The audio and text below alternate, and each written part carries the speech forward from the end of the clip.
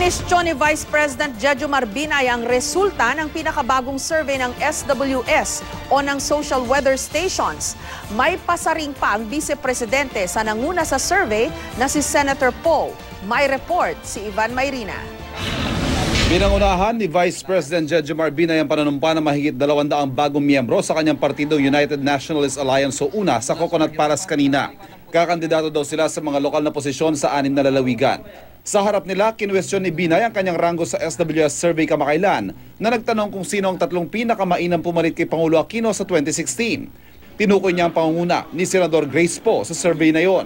Nung una, yung RMN, radyo, yun talagang dikit sa masa yun. 4,000 ang tinanong. Naku, laki ko ng lamag natin, number 1 tayo.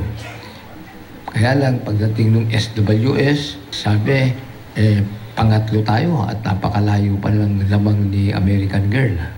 Sa isang text message sa GMA News, sinabi ng SWS na hindi sila nagkokomento sa resulta ng survey na ginawa ng ibang grupo at malaya raw ang lahat na i-interpret ang kanilang data.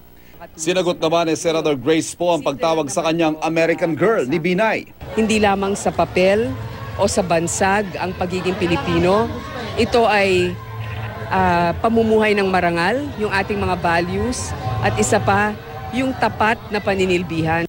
Minalit din ni Binay ang pag-angat sa survey na makakalaban na si Mar Rojas, na base naman sa pinakahuling survey ng Pulse Asia ay tabla o statistically tied na sila ni Davao City Mayor Rodrigo Duterte sa pangalawang pwesto. Pero kayo mismo, ano na kayo sa mga lalawigan, kahit na sa mga taxi driver at talaga sa taong masa, buo talaga yung ating core.